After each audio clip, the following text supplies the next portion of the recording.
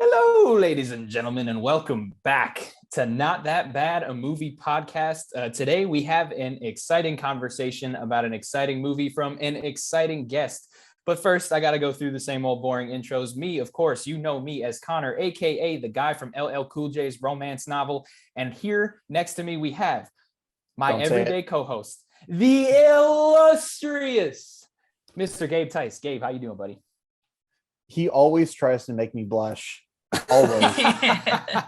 I'm doing good. And as always, I am thrilled to be recording today because not only are we talking about a movie that I've always been interested in having a conversation with, but we have a great guest with us today.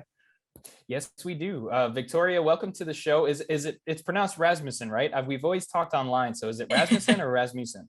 Rasmussen, you actually got it right the first time. See, I'm I shocked. knew it. I should have just gone with the pronunciation, but welcome to the show. Thank you. We're excited to have you. You, of course, are from Flopbuster, but on top of that, extremely talented makeup artist and effects artist. You have a great portfolio when it comes to that. Follow her on her social media to find that. Welcome to the show. And, Thank you. I'm excited. Let's get into it here. Let's talk a little bit about what you picked today. Let us know why you picked it and what we're going to be covering. All right. So I chose Halloween H20 from 1998, also the year I was born. That's probably part of why I like it. 98 babies in the house. Oh, really? Oh my God. Nice. Let's go. Okay. She's on our side. This is one I feel like I always watched growing up because obviously it was one that came out when I was born. So that's the one that was kind of out when they were all out, but it was the one that, I don't know, I just seemed to watch the most. I feel like it came on TV the most outside of Resurrection. And I just really remember this one, watching it in like the living room with my dad or in our little TV room. I just have really great memories with this movie. And I was shocked to see that people, not so much back then, but now just do not like this movie. I get some of it, but I'm like, damn, y'all don't enjoy this? This is a good movie. Yeah, I like it. It was kind of shocking to me to see that it was under a 3, just because when you're in the horror community, I think anybody who's a part of that community, maybe if you're not part of horror groups or discussions about horror movies, you may think a 2.9 may be a fair rating or not be surprised by it. But when you're in the horror community, this is one of the sequels in the Halloween franchise that's talked about pretty highly, along with Halloween 4. I would argue before 2018, this was, one of the definitive sequels in the franchise for a lot of people. Made $75 million on a $17 million budget. Like you said, released in 1998, it was at the time the highest grossing Halloween film, and it would stay that way until 2018. So really interesting that this has such a low rating. And I guess we'll go around with the history. We heard a little bit about Victoria's history with the movie and why she picked it. Mr. Tice, what's your history with Halloween H20? Excuse me. I think I've said this, that I'm always the odd man out when it comes to Halloween. I did not grow up with the franchise. H2O was one that, I had heard some good word of mouth. It was regarded as the movie that saved the franchise, saved the property. And that's really true to an extent, no matter how you feel about the movie. I watched it with those higher expectations, and I don't want to telegraph. When we had Gabe on from Flopbusters, I telegraphed my opinion way too early and way too much. You showed your hand. I did, and I gotta stop doing that. But it was another situation where I was the odd man out. But it's interesting, Victoria, that when you picked this, I was surprised that this movie had now fallen out of favor with the community. Right. And I think that's probably because Halloween 2018 really stole its thunder. Yeah. Right. And that's something I'm really interested to talk about, the contrast between these two very different takes on a pretty similar concept, a pretty similar approach. Yeah, and the approaches are extremely similar between the two movies. That'll be interesting to dive into. Also interesting to dive into as well is that this is a movie that actually, like several Halloween films, has an alternate cut that's not widely released until recently, until the Scream Factory release. Halloween 2 had a television cut that was not a part of the sort of available copies unless you got it on bootleg. And this is one of those cases as well. Has a television cut that aired on FX in 2003 that really is actually regarded much lower than H20 in this case, which normally those alternate versions tend to be a little bit beloved. We saw that with the famed producer's cut of Halloween 6, the film that came just before this, that when released, gained sort of universal praise from a lot of Halloween fans. This one has not been released yet, and so this is the only cut that we're going to be working with, is the standard cut of Halloween H20, 20 years later.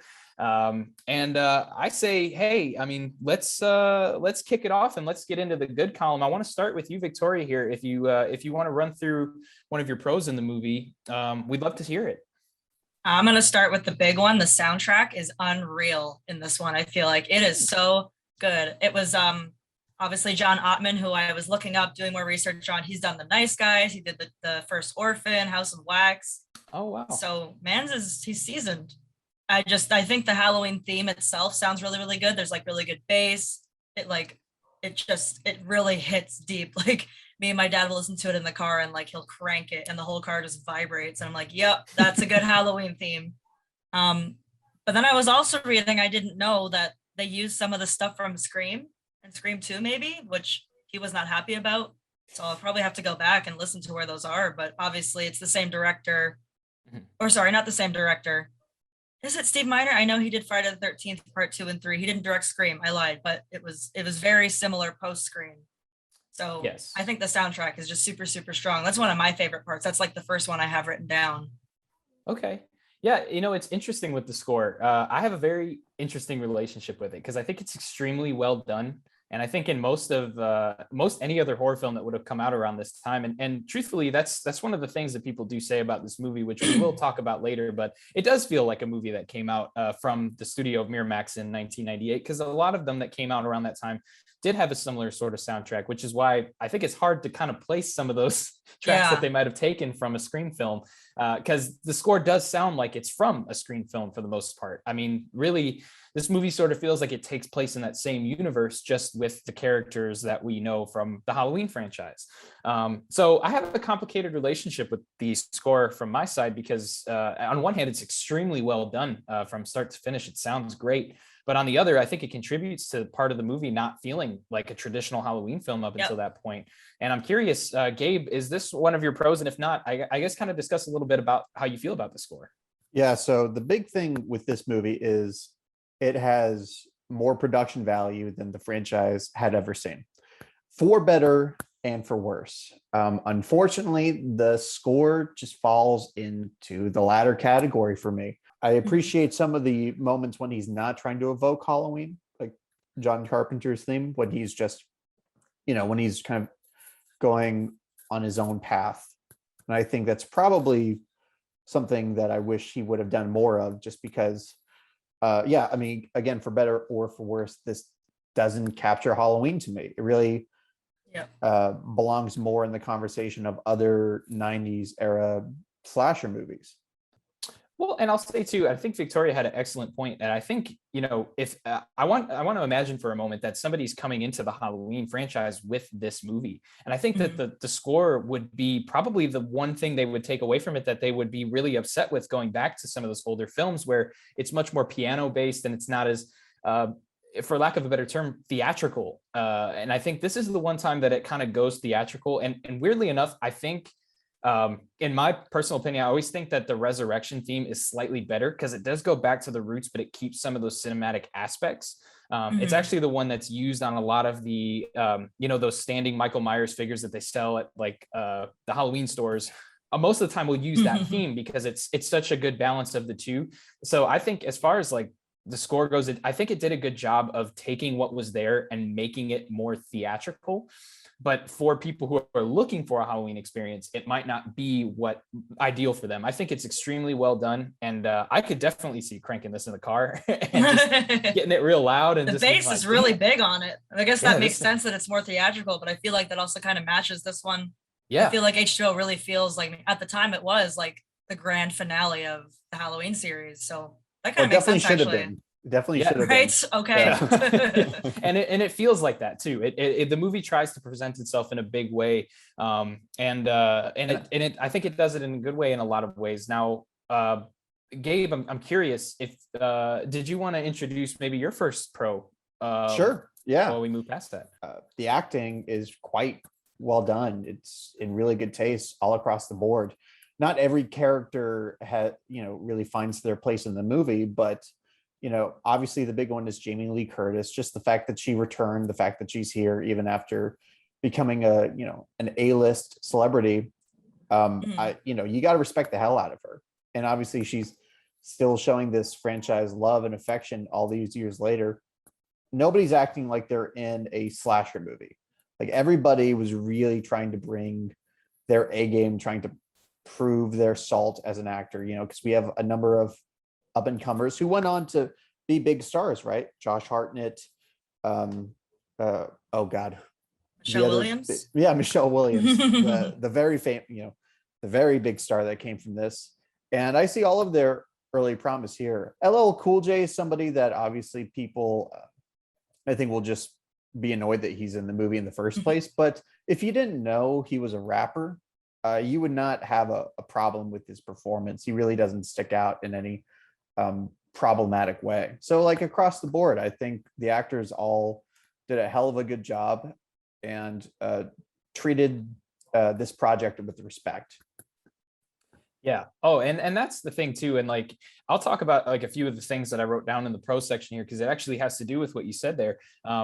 Terrible haircut and all. Josh Hartnett did great in this movie. I gotta say, I really agreed with Ronnie or LL Cool J's character when he said comb your hair, because that fucker has never seen or heard of a brush before. But I think he does a fantastic job acting in the movie. Jamie Lee Curtis, I don't think you even have to speak about. I think it's just unspoken at this point. This was pretty much coming off of the period that was sort of the height of her career, and she was far from washed up. She's still far from washed up. She's still doing a great job in anything that she's in, even her Activia commercials. Honestly, but like, she's those aren't the only ones, like you said. And I think one of the pros that I had, and I won't talk about it too much because it's not a huge pro, but like, even Jodie Lynn O'Keefe's character, her name always escapes me, but she's that I guess the promiscuous one of the group who's dating that little loser kid. And I love her character in the movie. I think, I saw shades of what she would go on to do in her later work, which I think she's done a great job since this movie. Everybody has done a great job since this movie. And that except the speaks Jumanji volumes. kid. Except the Jumanji kid. That speaks volumes, I think, about the cast. I mean, the main core characters that we're supposed to pay attention to really went on to do great things, and they did something great in this movie. I think. I don't think there's many points in the film where I was like, that didn't work for me. Even LL Cool J, like you said, if I didn't know that he was Mama Said Knock You Out, I wouldn't have thought anything about it. He blends pretty well. And I love that song so much. By the way, at the time of recording this, I know this doesn't have anything to do with this, but R.I.P. Coolio, that hit hard out of nowhere. So rest in Gangsta's Paradise to Coolio. But talking about the characters and the acting in this movie, Victoria, I'm curious if that's also a pro for you and if you have any comments. Yeah, that definitely was one of mine. I put that they're all likable. Honestly, this is like one of the Halloween movies where I feel like none of the characters, like, there's not one that I'm like, oh my God, you're annoying. Like, even in the original Halloween, they're mean as hell. Laurie's friends, especially Annie, like, I don't like her. But I feel like in this one, she's so mean. Christ. Annie's this is supposed to be your friend? The character and the actress, and I'm sorry, I'm sure she's a nice lady in real life, but holy God. But yeah, I felt like they're all really likable. Like you said, they don't seem like they're like acting in a slasher movie. Their performances are really believable. I feel like as kids, I believe they're probably supposed to be like 17, 18, if I had to guess. They are believable, and they do a really good job. That cast of kids is like kids at the time is really, really good. They work really well together. I feel like everything works. Nothing's there where I'm like, that's kind of bad. And I just realized one of the guys we forgot was Joseph Gordon-Levitt in the beginning. Obviously, one of the massive stars. Yeah. He didn't get as much screen time. I wish he was in a little bit more, but still pretty cool. I wrote that in my notes. I've started making general notes for the episode. And the first note that I put down was Joseph Gordon-Levitt. What the fuck? Why do I forget that he's in this every time I watch it? For real. Because I don't remember. And then I see him and I'm like, hey. You're there. I know you. So I guess, is this before Third Rock from the Sun? Like, I don't know where this is in his career. I think it's just after Third Rock from the Sun. I think this was his big like crossover into the film space, if I am thinking properly. I don't know for sure, though. Honestly, he is one of the more entertaining characters, right? He doesn't do a bad job himself. I think another thing is that Josh Hartnett's haircut, you know, it's like, I'm Don't surprised leave you're this not man talking about alone. this in the bad section. Yeah, this is the good part. no, because like what you were saying, Victoria, about the believability. I mean, high school guys do not comb their hair. And I think that was Josh Hartnett's initiative. I think he kind of demanded to have unkempt hair. And I really like little touches like that. I mean, hey, but it did a good job at making him feel like that kind of character. And I want to go back for a second to what we talked about with Joseph Gordon-Levitt, because that's actually where I'm going to introduce my first real pro, because the first 10 minutes or so of the movie, I think to me, it's the best part. I love the introduction to this movie. Just before you get to the opening credits, where we see oh man, I always forget her name, but Nancy Stevens. Yes, we see Nancy Stevens is brought back at the beginning of the film, and it doesn't feel too forced. If you're a fan of the movies, you know who she is, but it doesn't feel like an ultimate fan service. Yeah, it's way better here than it was in Halloween Kills. I agree with that. I absolutely agree with that. And I just think, to me, that's the part of the movie that, despite the score, and the score, again, great score, but it's not as Halloween in this. That's the one part of the movie that feels a little bit more Halloween than the rest of the film. And I think it's done well. I think the kills are cool. And this is before at this point in production, they're still using the mask from the previous film, which is often regarded as one of the better masks in the entire franchise. And for some, especially some YouTube reviewers, their top mask in the entire franchise. Wow. So I thought that was kind of cool that they have this little intro scene that's like kind of like a glimpse of, if they went with a more Halloween type route with the story and the introduction of all the characters and such. Thought the kill was brutal, grabbing her head, yanking her from the broken window, and then just slicing her throat before she could say anything. It was just brutal, and it doesn't feel like it fits in this movie. It's weird, like the movie is R-rated, but it doesn't feel like that for a lot of it. It feels so clean cut for most of it, at least for me. Inoffensive. Yeah, it just feels so. It feels like it was made to be a movie that, like, even like some of the most strictest of parents could say, like, okay, well, it's not that bad. Let's, take, little Johnny to see it. He's like, 11. Let's go take him to see it. There's a couple F-bombs, and that's pretty much it. So I really thought that beginning was sort of set a pace for a movie that definitely changed as it went through the story, but was a really good way to introduce it. And I'll start with you, Victoria. I guess the intro to the movie, is that something that left an impression on you? Yes, actually, I feel like I made a note about that. What did I do? Yes, I did. Like, I do like how they brought her back in that way too, that it's not completely fan service. Again, it's like, oh, well, I know who that is. She was in the first two, because of course the first two are canon in this timeline too.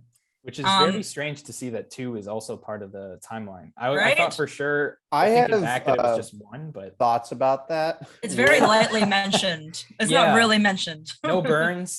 We didn't get any burns like in He's H4. chilling.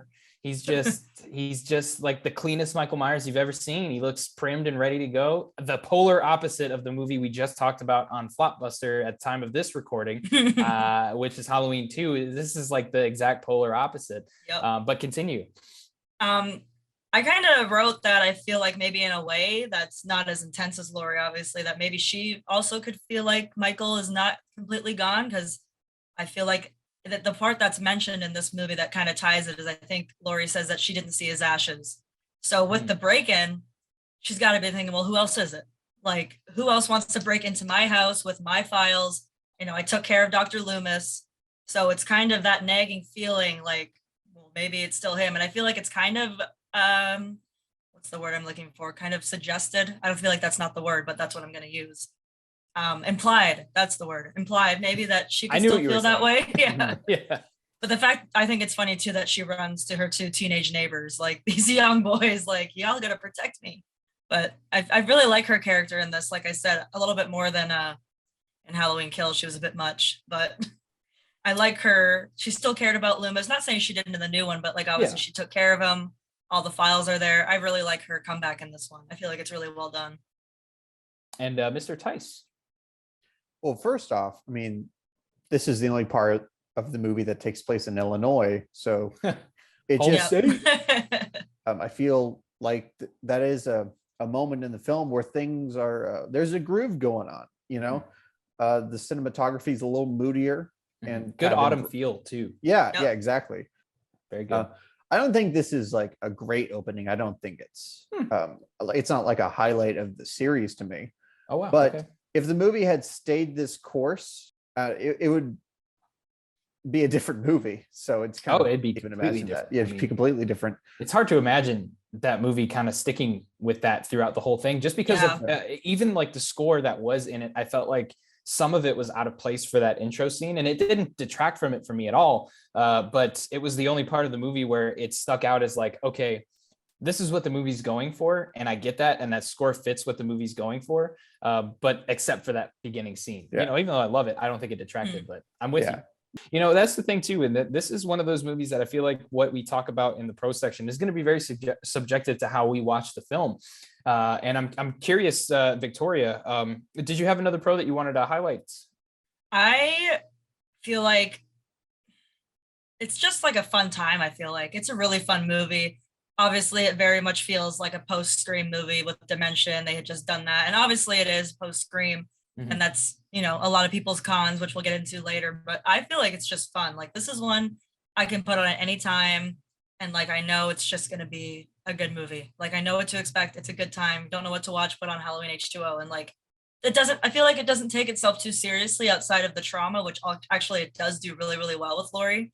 I feel like this Laurie is like the blueprint in a way for Halloween 2018 Laurie. She's a little bit more aggressive in Halloween 2018, but I feel like in H2O, I feel like she's done really well as someone who has trauma, who has PTSD, because it like you get like the anger, the annoyance, and just like the desperation to, even though she faked her death, she's still not feeling comfortable, like that he won't find her. Like how badly did he mess you up in that way? You know what I mean? Like she faked her own death and she's still afraid that he's gonna find her. Yeah, I kind of want to piggyback off what Victoria said, and I want to say I feel like this belongs in that Force Awakens genre of movies where no matter how much of a shelf life it has, it's a great theater experience. Like I wish I could have seen this in 1998, the year I was born. It is playing on those audience expectations. You know, I mean, it's not even a horror movie, to be completely honest. There's a good cat and mouse section during the last 30 minutes, but again, it's not preying on your fear. It's not even preying on tension as much. It's really just about being able to cheer on Laurie Strode as she finally gets back at this evil douchebag that has been you know, haunting her and terrorizing her for the last 20 years. You know, I think the big feeling I take away from this movie is catharsis.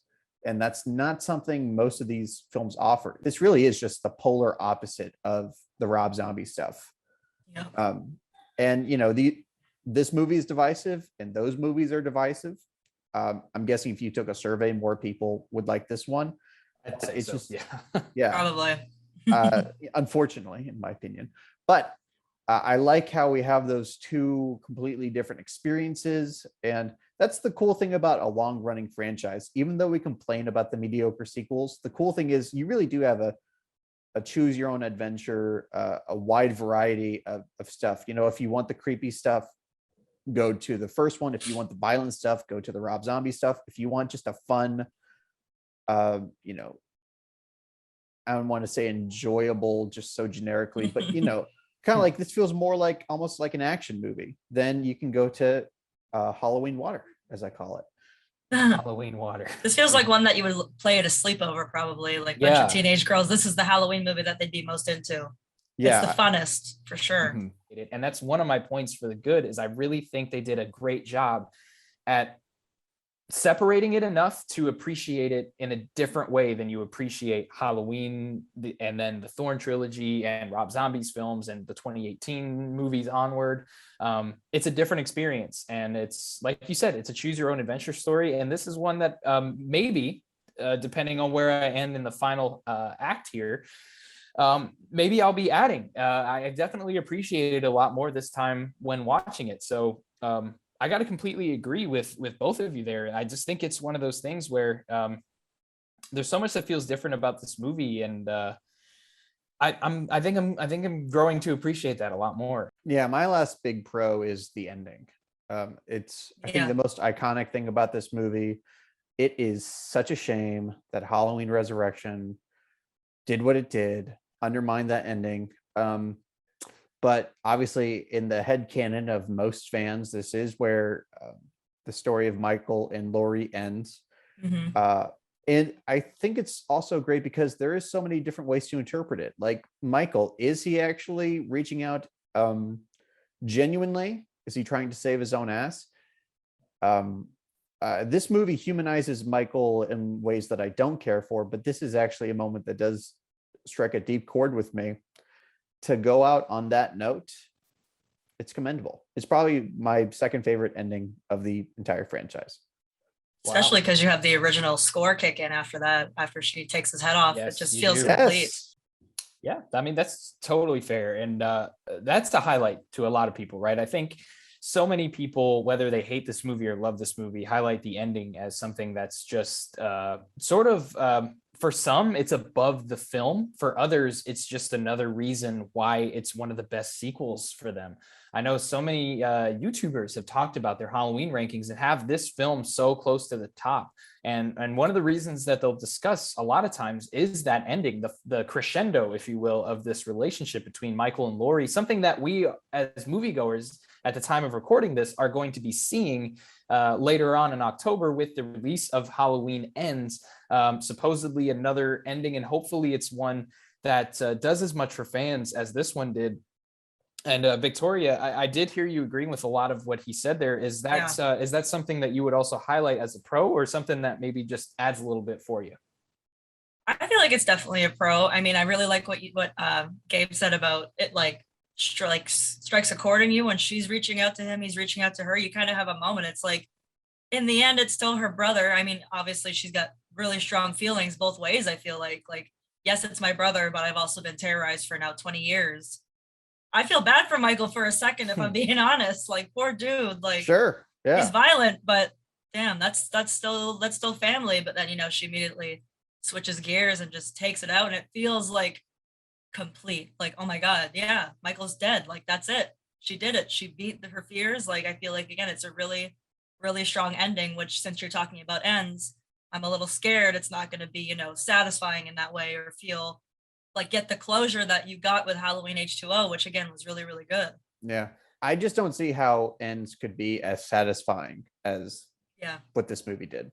We shall see. We shall see. We'll see soon. And I love surprises. You guys said it. I mean, like, with so many people, it strikes a chord for that reason. And in the immortal words of the tagline for Rob Zombie's Halloween 2, family is forever. So it was one of those things in that film that are definitely highlighted there. But there's one thing I take issue with what you guys are talking about. I think what you mean is when that paramedic that had his throat crushed was reaching out for Laurie, right? You're not talking about Michael Myers. She feels bad right? for him. Yeah, well, yeah, she thinks it's Michael, but it's the paramedic. I think that's what you guys mean when you're talking about Michael reaching out. No, I do agree with you guys for the most part. I'll say, I think it's just because, like, I'm one of those people that can't separate this and Resurrection. I'm very good at separating it from the first two, but I feel like those two movies, maybe it's because I'm such a big sequel guy. I love sequels as a whole.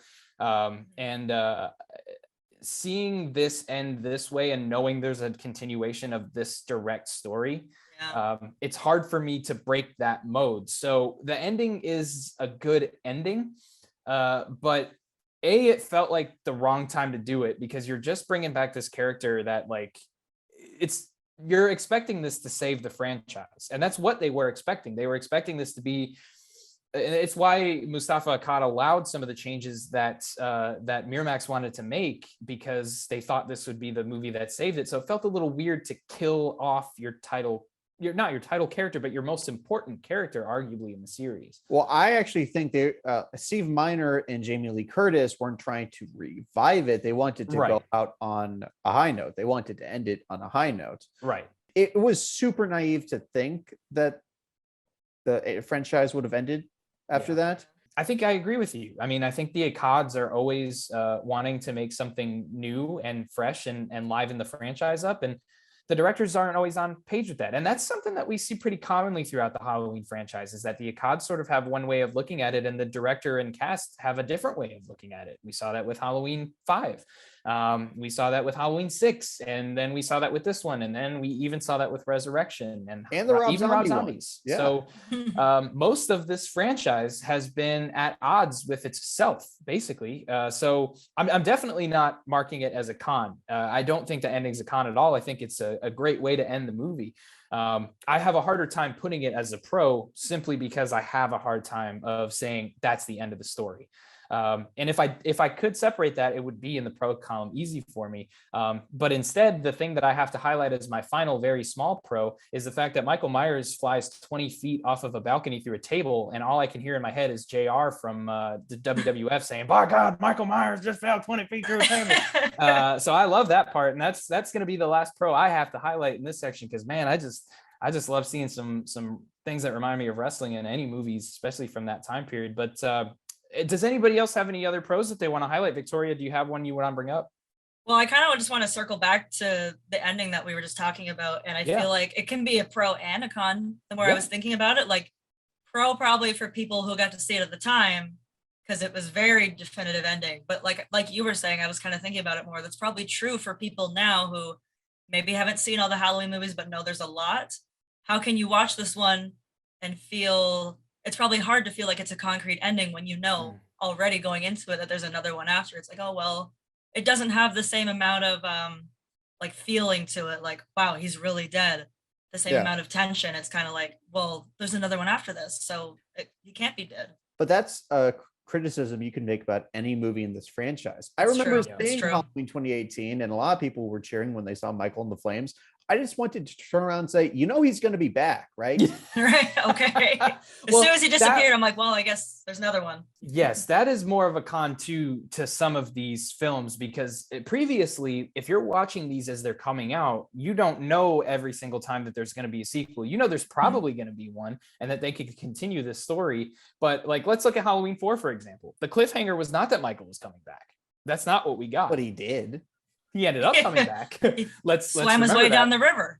There's never been a better death to me in a slasher movie than Jason's death in part 4, right? Of Friday the 13th. Doesn't matter, right? You just stick an iron rod in that dude, and the bolt of lightning will bring him back. And it's like, hey, what the don't be talking shit about Jason Lives. That's I'm not talking shit. I say this with affection. It's like, this is what we sign up for as fans of these movies. Literally the only movie that I cannot make this critique about is Season of the Witch, Halloween 3 Season of the Witch. Which has to go back to a little bit of props on Halloween 2, because that's how they ended it. I know you're not a big fan of that movie, but they gave it a definitive ending, and they moved it on to a new chapter. And again, they had to bring it back when they realized that the whole anthology thing was not going to work. But and cutting it. Nevertheless, that does put a good crescendo on the franchise for some. For some, we move on to Resurrection. Do we have anything else we want to talk about in the good, or do we want to move on to the bad? I'm ready to move on. I feel like it's time for the bad. Yeah. Then let's move on to the bad. And I hate to be the one to introduce something first here, but I'd love to highlight something that we've touched on a little bit here. And it's that this does not feel like a Halloween movie. And it's something we're going to touch on a little later. It doesn't feel like a Halloween movie. It's my biggest complaint when watching this. I don't want to spend too much time talking about it now, because it has to be something that we bring up later when we discuss the ugly and the things that people don't like about this. So stick around if you want to hear us discuss that particular point. But moving forward, I don't want to be the one to introduce the topic to talk about first. So I'm going to actually throw it to Mr. Tice here. Gabe, what's the first point in the bad that you'd like to talk about? I mean, you said it, and almost every problem I have can be traced back to the fact that not only does this movie not feel like a Halloween movie, it just doesn't feel like a horror movie. If you got into this franchise because of the atmosphere, because you think Michael Myers is this great, sinister, really threatening villain, that's just not here for you. I think my first real negative is just that Michael Myers. I alluded to this. this is just the least intimidating, least lethal, worst looking, aside from Resurrection, right? But that's an easy one to knock. But for a movie that had the budget, had the means, and had the talent, I just don't understand why this Michael is so piss poor. And look, honestly, for Michael Myers, I did put him down in the bad section, but I put it down as a secret agent Michael Myers. Because there's one scene in particular that bothers me above everything else. It's not the googly eyes that we see throughout the whole movie, where you see his eyes plain as day, blackest eyes. Fuck all of that. You can see them. You can see them, and they are wide as hell when he's getting kicked in the balls and shit. But my biggest problem is, and they brought this fucking back in Resurrection, and I don't know why they did it, because it doesn't make sense then, and it doesn't make sense here. Why the hell does he repel from the ceiling in that scene? Do you know what I'm talking about? Where he's grabbing onto the pipe and he just sort of lowers down. Secret Agent Michael Myers over here coming in Mission Impossible style. What I strong. like that. Come on. I'm throwing a challenge flag on that one. Nope. It was like my How does no one see him? It was just look, he's been doing nothing but playing peekaboo with Laurie the whole movie. I just liked something different. Okay, I'm not letting it fly on this one, buddy. No. All right. All right. Let me tell you this. Okay, let me ask you this question. Are you intimidated by a killer who has spent the entire movie making googly eyes at you, and then just one-handed, mind you, slowly lifts himself down from the ceiling? Is that intimidating to you? Any killer that I can just kick in the nuts, as Laurie does here. That's an excellent point. And that does it. Let's not forget too, this is the same version of Michael Myers that gets killed by Busta Rhymes in the next film. So yeah, let's think about that too. But doesn't have a good track record. Victoria, what problems do you have with Secret Agent Michael Myers here? That's pretty much, like, Gabe nailed all of it pretty much that I was saying. Like, Chris Durand is a great guy from what I've seen, and he actually did play like Ghostface in a few of the mass scenes in Scream 2. So it's like, as much as I hate some of the other Halloween movies more, this is probably one of my least favorite performances from a Michael Myers, because like you said, The Walk, it's just such an entity of its own, playing Michael Myers, and people think it's easy, and it's not, as many of the actors say, because you don't say anything, you have to portray it. And I just feel like, again, maybe it worked against him with the mask. If I put on that mask, I'd be like, well, this just gives the performance I'm going to do, because you can see me. Like, yeah. It's just everything you guys already said pretty much is the Michael. Mm-hmm. He's not that intimidating. I could probably take him down, and I'm not that strong. Like, he's just not scary. He's a ghost face killer wearing a Michael Myers mask. For real. Moving much slower than Ghostface does, because Ghostface will run if he wants to kill you. This Michael he still walks, and he's still brooding, but he doesn't have the presence. And by the way, a sick 90s hairdo on this Michael Myers. Oh my God, yeah. What is going on with that? He calmed down with the gel, Mikey. What's going on there, buddy?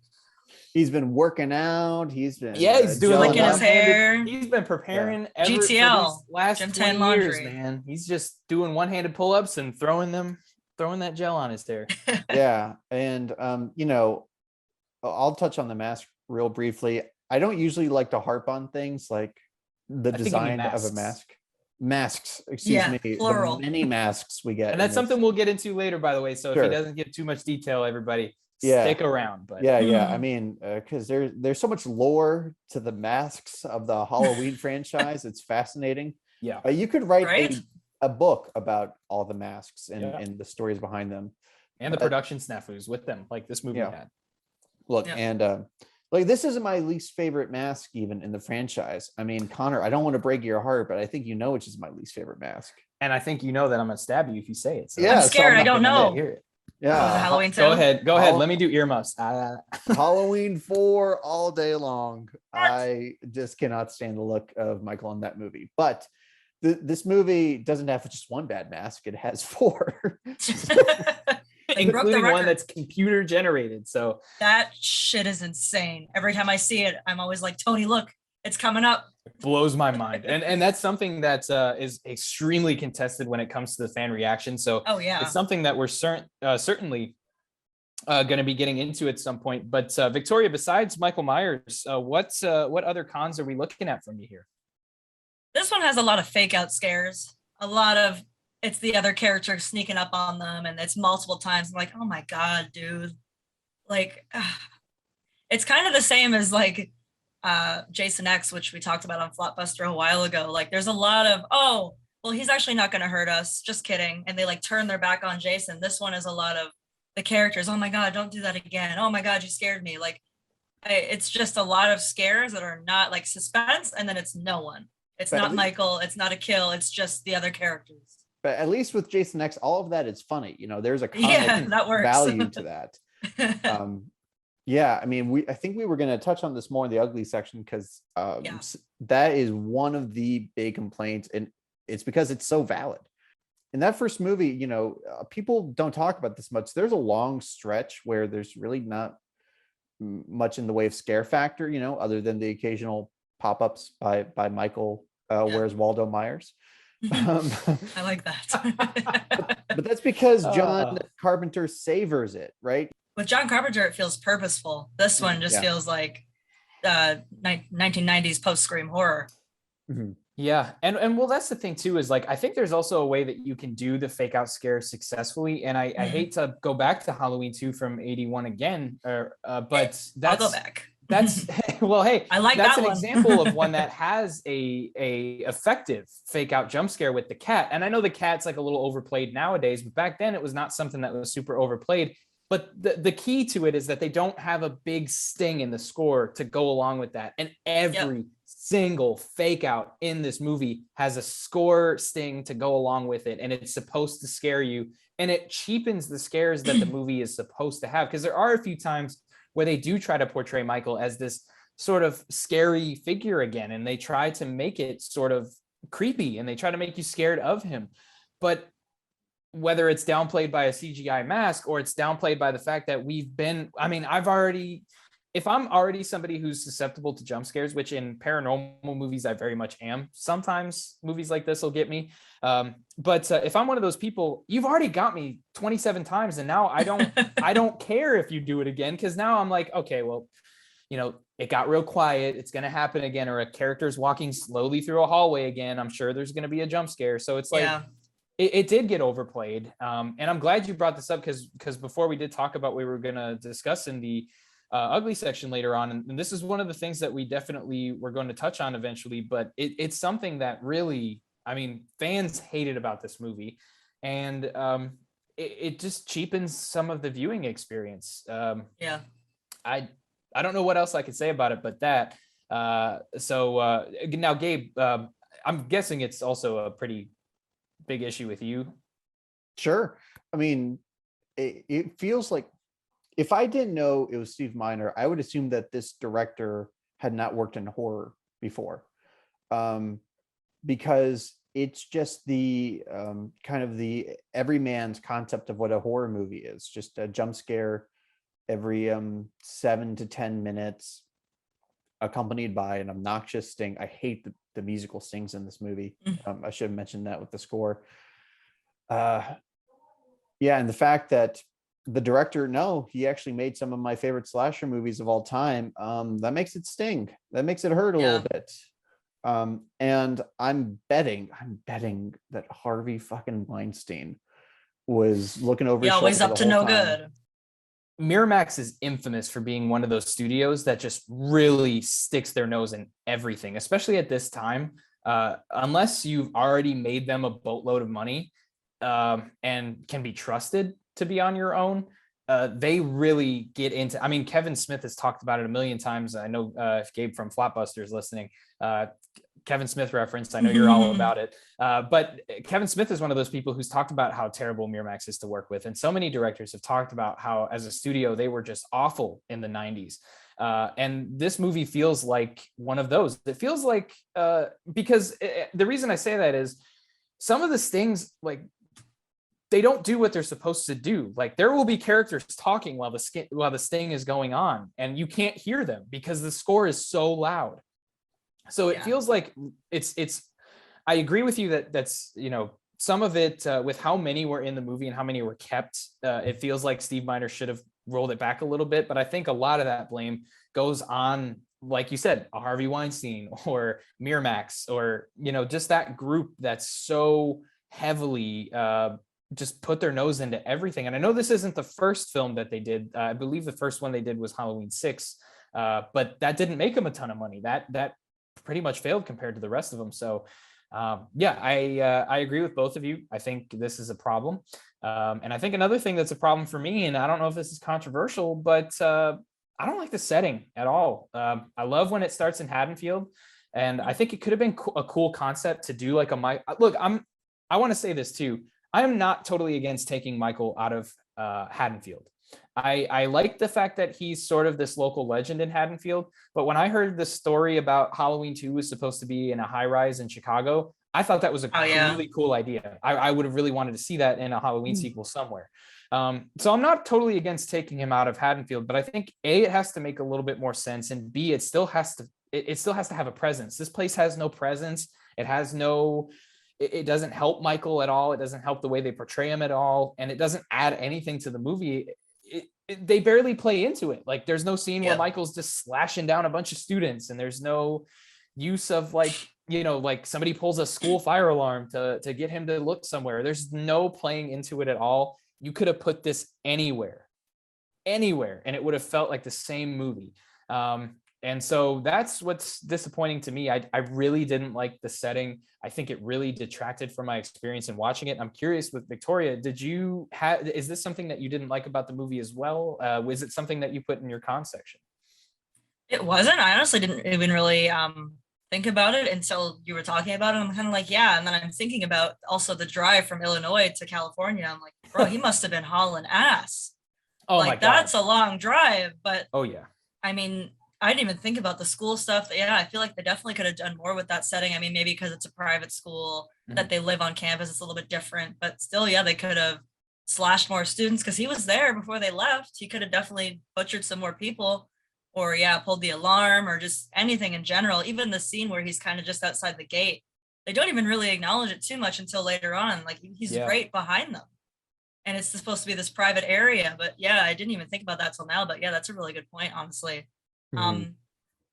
Anything else I had was, I always say when it's no John Carpenter. I like John Carpenter in the movies. That's probably my only other con until we get into ones that like why people didn't like it. But that school one, honestly, is probably now maybe on my list. That's a really good point.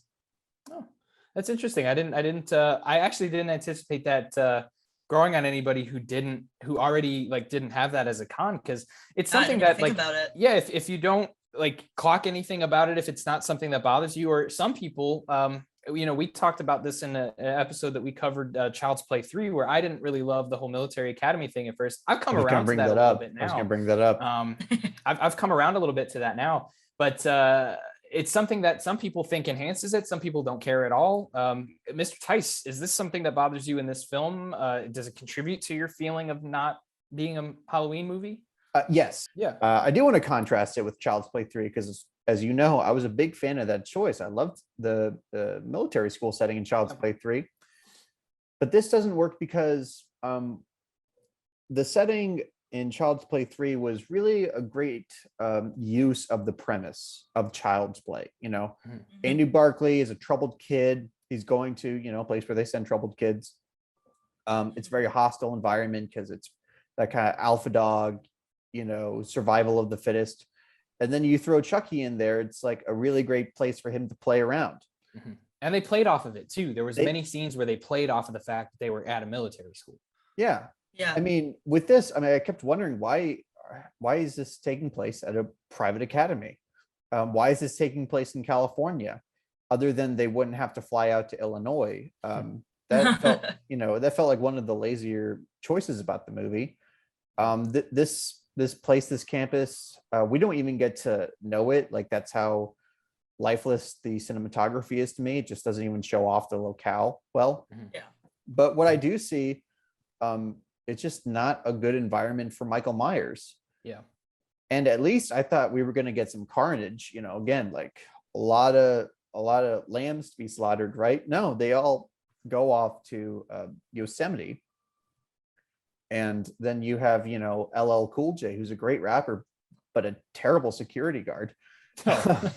Yeah, he did kidding. well in this movie, but holy shit, is he like he deserves to get fired. I mean, he's just all he's doing is talking about his Okay. story and just doing a bunch of shit that he shouldn't do. So I'm sorry, Yeah. Ronnie. You're out of here. So it just nothing about it felt organic. Nothing about it felt like it was playing off of the Halloween brand, like anything Halloween. It just felt like a choice that belonged in a completely different movie. Yeah, and I will say too, like, and before I get started on what I'm going to say here, I will say I would have settled for Salt Lake City like they've been filming the last 3 movies in. Halloween 4, 5, and 6 were all shot in Salt Lake City. I thought the environment looked great. Would have loved to seen that again. But I'm not even against the fact, I've seen some reviews talk about the fact that like, oh, well, it's kind of cheap to just say like Lori faked her death and ran away. I actually don't hate that aspect of the movie. I love the fact that she would have done that. And I thought it was cool that they introduced something where Michael would be kind of tracking her down. I think that could have been a really cool thing to do. But they definitely don't play on the fact that he's on a road trip enough. That should have been a road of blood, because we see that in Halloween 4. He goes from Ridgemont to Haddonfield, and he leaves a trail of blood behind him. He kills people at the gas station. He blows it up, cuts out the phone lines. Everything you can imagine heading there, he does. And it could have been done in this movie. He had 2 helpless victims in a bathroom. And no, I don't want to see Michael Myers kill a kid. But they should have done something, and I'm kind of disappointed that they didn't. You brought up an interesting point there, Gabe, and it's one that the cinematography doesn't help the environment at all, and it's something that I don't think is done well in the film. Don't get me wrong. If you're watching this movie, it does not look cheap. There is not one part of this movie that looks cheap, but it's not lit particularly in an interesting way. I don't think at any point. And there's just, you don't leave this movie talking about any of the shots or any of the environments or the set design or anything that would normally play into the appearance of a film. Most of the time, you're just talking about a lot of those elements, like a story or a kill. I'll throw it to you, Gabe, because I know that cinematography is something that's really important to you when watching a movie. And we discussed this a little bit off camera. Discuss a little bit about how you feel, and then we'll throw it to Victoria and ask the same question. But starting with you, it's something that's so important to you. What are your thoughts on the cinematography? Well, it's definitely important with a Halloween movie. I mean, I feel like the cinematography is the star of that original movie, And part 2. Let's be real, part 2. Hey, say what you want about part 2. Say what you want about part 2 and not liking the story or not liking the film progression. But there are some amazing things done with the cinematography in part 2 that it really does a good job of trying to be like the first movie. Yes, which the first one has some great cinematography in. So estimation. Yeah. I mean, and it's interesting because I was like, the cinematography is, unless you're a professional cinematographer, and even then, I think it's very hard to actually dissect either why it works or doesn't work. I actually, my roommate is a cinematographer. He's very talented. So I was watching it with him, and he had a lot of technical jargon to say, like, oh, the frame, the lens choice. But the big thing is that I don't think there was a lot of thought put into the composition, especially during these suspense sequences. They use a lot of wide shots, and Michael will appear in the background, and that's all fine and good. But the framing of Carpenter's original one was so precise. All those iconic shots come from the fact that everything was placed perfectly. And there was not that level of precision. And I don't know if this is something you were going to bring up, Connor, but I want to bring it up now, that John Carpenter was in talks to direct this movie. And they didn't want to pay him his fee. A pretty big fee. Well, it was big because he says he was owed money from the back end of the first Halloween, which I'm sure he was. I mean, so it's insane that we could have had John Carpenter, who admittedly was not in the prime of his career. So I'm not saying this is Ghosts of Mars era that we're talking about right now. Well, kind of like vampires era. And I like vampires. So I'm just saying, and it would have felt more like a real reunion. It would have felt more like, because Donald Pleasance is not here. John Carpenter's direction is not here. The score to me has just been so mutated that I know I'm kind of spiraling out of what we were talking about. But to me, this is a movie where all of these problems are intertwined with each other. It really comes from the same issue for me. This movie is just not a Halloween movie. I looked at the poster and the tagline is, "This summer, terror doesn't take a vacation." Did they forget what season Halloween is in? Oh my God. Hold on. Yeah. I didn't even realize that. That did not even register with me. I didn't even think about that. That's an excellent point. Yeah. And that plays into exactly what we've been talking about, I feel like. Exactly. Yeah. And I want to, I kind of want to ask you, Victoria, because I know you're a fan and I don't want to just be hard on a movie that a lot of people enjoy. So I'm wondering, what is your perspective on this? Like, what do you feel when you watch this movie? Is this something, this tonal issue for me, is that something you just passed? Do you actually like the new tone? Do you actually think it's just a fun kind of alternative to, the original? I feel like that. Yeah, I feel like for me when I watch it too, it's a lot of nostalgia, but a point that some people make, and I've seen like James A. Janice from Dead Meat say it, is I feel like maybe part of the reason why they moved it is because it's so, there's no Donald Pleasance who had passed away. There's no John Carpenter. So what's the next best move, even though John Carpenter didn't do some of the other ones, was to just try and take it somewhere different, maybe. But yeah, I mean, I, like you were saying too, I feel like cinematography is kind of hard to comment on too when you don't really know it, which I don't know much about it, but I feel like, like it could have done better. I'm going to sound really uneducated saying that, just saying, oh, it could have done better. But no, it's so hard to talk about. It's hard to talk about it because I don't know anything, but yeah, I feel like maybe that's something they were trying. Well, let's just completely try to rebirth it over here because, what would everyone still be doing in Illinois if everyone's not a part of it? Donald Pleasance had passed. I don't know. It does feel like they made this big departure intentionally, and that's why I can kind of appreciate it. But it does fall onto that bad side a little bit, and with that, we are introduced to these new characters, and we are given sort of a line of characters that they feel kind of out of place for a Halloween movie, but they don't feel out of place to the film. And we talked about how much we like some of them. But before we get out of the bat, I got to highlight two characters that I just hated. And you guys are not going to agree with me here on this one. And so I'm just going to throw it out there. I hated Charles and I hated Will Brennan. I hated both of those guys. Use the actors' names. I do not remember the characters. Wish I knew the actors' names, but I hated Charles. These guys so much I didn't look at. Isn't Charles that nerdy dude? Oh, the Jumanji kid. Yeah, hated him. Will Brennan. Yeah, I don't like him. Yeah, and then Adam Arkin. Oh my God, I put Arkin too. Arkin. Wait, you didn't like Adam Arkin? No. There's a scene. Okay. Oh my God, this scene where she's trying to tell him about how her. Oh my God! And he's like chewing the whole time. I like can't listen to that scene. Is that something that bothers either of you? Chewing noises. It's bad. Hate that. It makes me hate you immediately if I meet you and that's my first impression. You're just open mouth chewing in front of me, and he's doing it while he's saying these like scumbaggy things. And I know he turns it around. Yeah, like okay, I'll listen. But he's doing that because he thinks he's about to get some pussy. Okay, he thinks he's about to get some pussy, so that's what he's gonna do. But I want to take this guy. I was so waiting for him to die, and I hate to say that because I hate being one of those guys, but I was like, kill this guy. And then he couldn't even die in a way that didn't make me shake my head. I was shaking my head as that guy was like convulsing on a knife as he's raised into the air. I hate him, and he can go away. That scene is terrible. I thought he was delightful. No, I thought he was funny. I thought he was my favorite part of the movie. He was great. No, that's so funny because I feel like when people talk about the actors in this movie, I feel like he's a guy who tends to get praised more often than not. No, I mean, I think the smug demeanor is like a very interesting dynamic he brings to it. I for me, in a franchise like Halloween, where I swear to God, if I had heard the words "blackest eyes" one more time, I would have killed myself.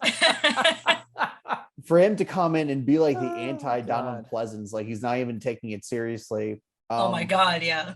Yeah, low bar. I know it's not, I'm not saying it's a genius move. I enjoyed it. It was a breath of fresh air. And that's fair. I mean, he didn't, I'll tell you this much. I don't think he was there to fill a void for a Donald Pleasance character. And I think I God, no. appreciated that about it, because it could have God, easily, no. well, it could have been easily something that they did. Yeah. So I'm glad they didn't take that route. And that's what I'll say about the positives with that character. But other than that, when he got stabbed, I was like, yeah. And then when he died and he was like shaking on the knife, I was like, oh no, that couldn't even been good. So I'm glad other people find enjoyment. Gabe, my I'm God. glad that it's a point that you enjoy. But Victoria, I'm very glad that we fall on the same side of this, because I'm sure he's a really great was- guy. I cannot Yes. stand him in this movie. Yes. Good As Lord, dude.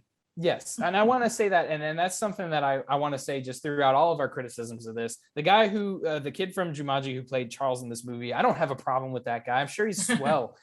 Same thing with Adam Arkin here. I'm sure he's a great guy. I'm sure. And I'd Chris love to have- Durand for sure. Yeah, and Chris Durand. I'd love to have. Let's all go out for dinner and talk about this movie. I'd love to do it, but I will not. If it was their characters, I would absolutely not do it. And their performances were all fine. I think they all gave it their all, and I don't think any of them did a bad job. I think the kid from Jumanji did a bad job. He did fine. He filled his role just fine, but his role sucked, and he Was didn't his have role anything to annoy the do with fuck that. out of me? Was that his role? So, That's what they I wrote think down it on the was. notes. Okay, all right. Yeah, so Then- that's what then- you had as well, Victoria. Bravo. You said that he was also an annoying character. The boyfriend or Adam Arkin? Which one did you have in your notes? Oh, Adam Arkin and the chewing is what I had. I don't really have a problem with Charles. Okay. I'm glad we can agree on that, because I was like, I'm pretty sure they're gonna hate me for these, but yeah, and I mean, we've touched on a lot of bad so far. Does anybody else have anything they want to highlight for this section? I mean, I feel like we're gearing up to go into the ugly, you know. I mean, it's hard for me to talk about this movie without touching on those Yeah. things that everybody has a problem with. I will say Yeah. it's been so interesting for me, right, watching this movie as someone who's not a fan necessarily, because this movie came out to save the franchise from what people thought were terrible sequels, just like the worst sequels, bottom of the barrel. Like, please, Halloween H20, come save us all. And now people look back at those sequels with intense fondness, like whether it be because of nostalgia or because those movies do stick closer to the original movie's tone. And this movie is it's dropping in stature. So I just think the role reversal that's been going on has been really interesting to watch. And I think that you have an interesting point there, and I will go against one thing that you said about it, but I'm going to actually agree with you too, because there is a changing of the tide with that. But I think those films, the Thorn trilogy in particular, that are becoming more beloved over time, I think that they can fit with the first two movies okay, but I think there's a definitive gap between 2 and 4, and then 4 and 5 and 6 kind of feel similar to each other. You can watch them in a marathon and they don't feel out of place from each other too much. But I think a lot of that has to do with how they air. You don't, when it first came out from like maybe 2003 to about 2007, H20 and Resurrection were both appearing on FX. But when that deal was over, 4, 5, and 6 have been appearing on AMC since that time. That's how I was introduced to the Halloween franchise. And so many people that I know around my age group, that's how they first saw those movies, was they play Halloween through Halloween 6 on AMC every single year. So I think a lot of that has to do with the fact that it stays on people's brain. People aren't really revisiting H20 unless they have the full collection. And most of the time, let's be honest, not everybody's a movie collector. Not everybody has a shelf like we see behind Victoria there, or like I have, I know, Gabe, you have your own shelf of movies. I have all of mine are in boxes because I don't have enough room to put them on shelves.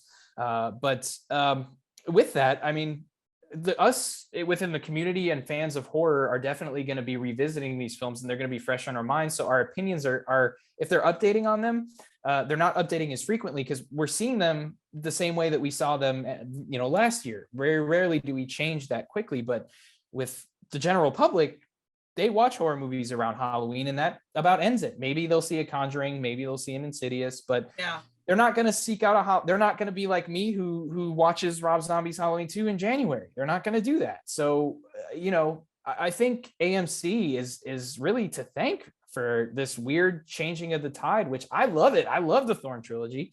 Obligatory Thorn trilogy tattoo reference. I love it. And I love that people are referencing it, but I think it's an interesting thing. I wonder if AMC added those movies and played them as frequently as they did the first 6 movies.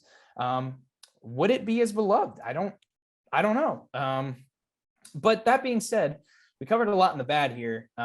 We got one stop till we get to our ugly section. And I think it's about time that we make that stop. So, ladies and gentlemen, this is the time of the show where you can go off, you can sneak out, grab your phone with you, grab your laptop, grab your Zoom tablet, your knockoff China-made iPhone, take it with you to go get some popcorn, to go get some cherry Pepsi, as the Flopbuster team likes to allude to frequently. Grab some Topo Chico, whatever you want to do. But make sure you bring your phone with you because, ladies and gentlemen, we are about to smooth glide into the intermission.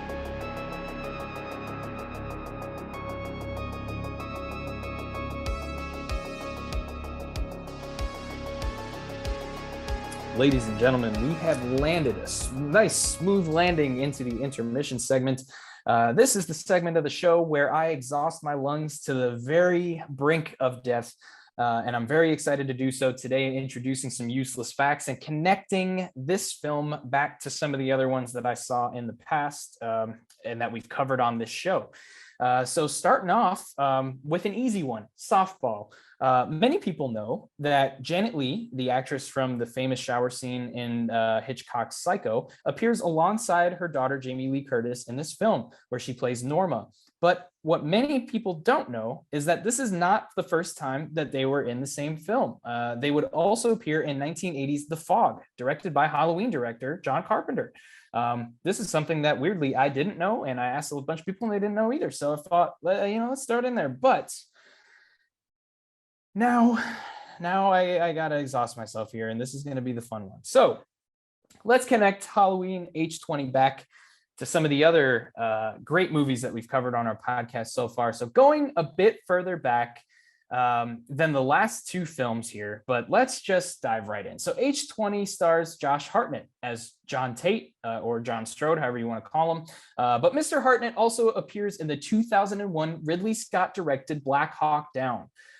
This film has some connections to our show itself, as Black Hawk Down was directed by the director of Alien and features actor Ewan Bremner, aka funny Scottish guy from AVP. But this isn't the only connection Josh Hartnett has with films we've covered, because he would also appear alongside Jordana Brewster in the 1998 film The Faculty. Jordana Brewster, of course, starred in Texas Chainsaw Massacre: The Beginning, directed by Jonathan Liebsman, who directed the film that we covered with Gabe from Flopbuster, Battle Los Angeles. That movie itself, Battle LA, features actor Jim Park, who himself appears alongside Brad Pitt in the movie Fury. Now, Brad Pitt, one of the stars of Quentin Tarantino directed Once Upon a Time in Hollywood, Tony's favorite Quentin Tarantino movie. That movie itself features a cameo from our Lord and Savior, Danielle Harris. Now, Danielle is in obligatory Rob Zombie's Halloween 2 reference, Rob Zombie's Halloween 2, with actor Mark Boone, who appears in The Quick and the Dead with Pat Hingle. Who's Pat Hingle? Well, Pat Hingle plays none other than Commissioner Gordon in 4 Batman films, including Batman and Robin, with our man Arnold Schwarzenegger. What's he in? Well, amongst other things, Arnie stars in Terminator 3, The Rise of the Machines, the subject of our very last episode before this one comes out. And finally, Steve Miner, director of H20, became the first and only man to appear and direct both franchises of Friday the 13th and Halloween in the original franchise groups. He appeared in small roles for both franchises here. The only other actor to appear in both of them, remakes and all, is Nick Manel, who plays Bob Simmons in Rob Zombie's Halloween and Mike in 2009's Friday reboot. Besides that, it's just Steve Miner, and he's alone in the category of being the only man to both appear in and direct both a movie from Friday the 13th and Halloween, which I thought was interesting. And while I catch my breath, anybody got any things to say about any of those points there? I can't believe you managed to tie a Halloween movie to Danielle Harris. That's like the most impressive Right? thing you've And done. I on didn't this even show so and far. I didn't even mention a Halloween film that she was in till after I wanted to transition her out. Like I introduced her from Once Upon a Time in Hollywood, and I think you can say what you want about that. She's barely in that movie, but I had to do it. I had to do it. I had to do it. But now that I'm ready to die, I think it's time to transition to the ugly section where we talk about the audience's general feelings about this film. Now, let's be real. We talked a little earlier about the changing of the tides with this movie, and it shows when you look at Letterboxd. Letterboxd has a 2.9, one of the several movies in the Halloween franchise under a 3 rating, which on this show is what we consider sort of the standard of I guess, good movies onward. But it also kind of released to mixed views at the time. Some people did really like it. Some people didn't. A lot of the reviews were leaning favorable. But over time, fans did begin to sour on this film as some of the other sequels were propped up. And several of the people who did sour on this movie were some of the reviews that I've captured that we're going to be reading out in this episode. And these are reviews from Letterboxd users that were not so pleased with the movie. I'll give you their name, their star rating, and some of the interesting things that they said about it. So Hendo, the movie journey, who's a pro on Letterboxd, gave this movie 2 stars, and one part of his review said, "You can definitely see the effect Scream had on this film, as it feels a lot different to the previous batch of films." I thought that's something that we were really highlighted so far, and it highlights a lot of the audience's problems with the film. Along with that, Diamond Bolt gave this film 2.5 stars and said, "Want to see how many fake out jump scares we can put in one movie?" I really, really dug that review, rather. And finally, this is just the crown jewel for me, and it's gonna foreshadowing play into how I've done my final verdict for this episode. But PD187 on Letterboxd gave this film 2.5 stars and said, "Shout out to Josh Hartnett for managing to be the worst thing in a Halloween sequel that ends on a Creed song." One of my favorite reviews I've ever read. I saw that one just life. now. I went to look through it too. Oh my goodness. One of my favorite reviews that I've ever read in my entire life. And with that, that'd be really funny if it weren't so wrong. Well, with that though, okay, we do have to definitely discuss the things that people have problems with in this movie, and I think there would be no better way than to start off talking about the masks. We've already touched on it, but it is something that just blows the mind of the people that watch this. And I'm going to start with you here, Victoria.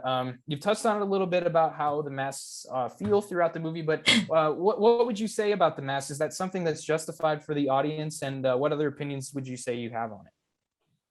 The mask? Yeah, the masks that appear in this movie. Oh, okay. Sorry, I got confused. I thought I was hearing something wrong. I thought you were saying mass. Oh, no, masks. I'm sorry. Okay, gotcha. No, sorry. Very well. It's my Midwestern No, you're accent. good. My apologies. I mean, the CGI or computer generated one would just that would do it for me if I had to see this movie in the theater. Like, are you serious? Like I can eventually forgive the mask that they use where his eyes are cut out, but holy shit! Like, I just don't get it. Like, you could have done a reshoot, you could have done anything, because that shot is literally just of him. Why can't you reshoot it? But the mask would have done it for me, and that would have been. It just makes anything that is good about it, in a way, it kind of like it laughs at it. Like, you just ruined it with that. Because none of the other ones do that. I know that like in Halloween 4, there's the blonde mask, but the CGI is it's oh my god, it's bad. And it couldn't have looked good back then. Like I know with like Star Wars Phantom Menace, they talk about how those are like cutting edge CGI graphics for the time that film came out. But nobody had to watch this and gone, wow, that looks fantastic. So Gabe, I know that the CGI mask is definitely a problem for you, but I know that you also have a problem with some of the other ones used in the film, correct?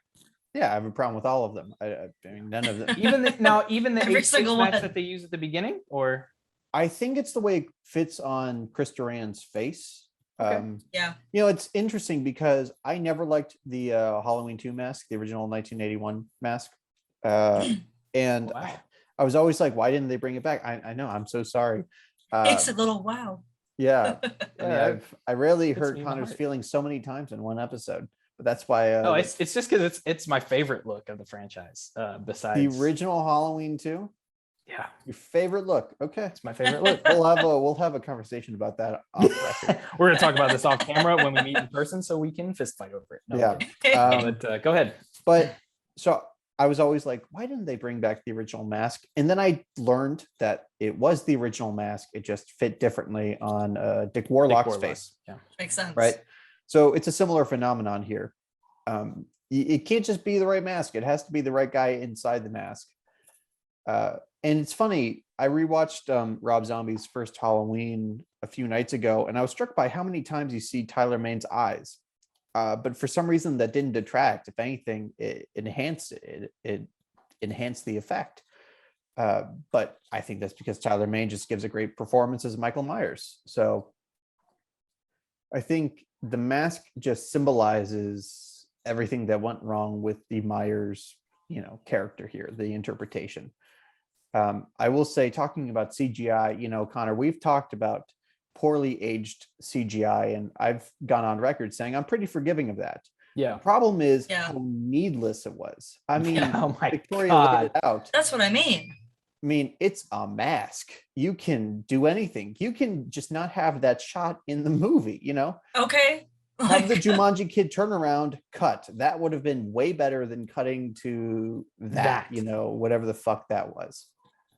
Oh, I completely agree with you. And the CGI is definitely the most egregious mask in the film. It's the most egregious mask in the entire franchise, more so than the pink mask with the blonde hair in Halloween 4, more so than the, I know a bunch of people have a problem with the torn mask in Rob Zombie's Halloween 2, more so than how people feel about how the mask fits Dick Warlock in Halloween 2. I'm not shy to the fact that, even though I'm pretending to have my heart broken over here, I'm not shy to the fact that that's a problem for a lot of people in that film.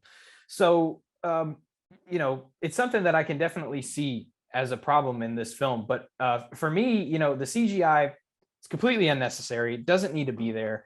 But honestly, the one that I have the biggest problem with outside of the CGI, I don't hate the main mask as much as a lot of people do. But there's that one that kind of looks like an alien that's used in some of the promo shots. It's on the IMDb. It's on the IMDb. The trailer. Yes, and it's used in the film a few times, and nothing about it looks good. Nothing about it looks good. And to me, the CGI mask I kind of think is like a cheap last pick, for the franchise, because it's an obvious pick.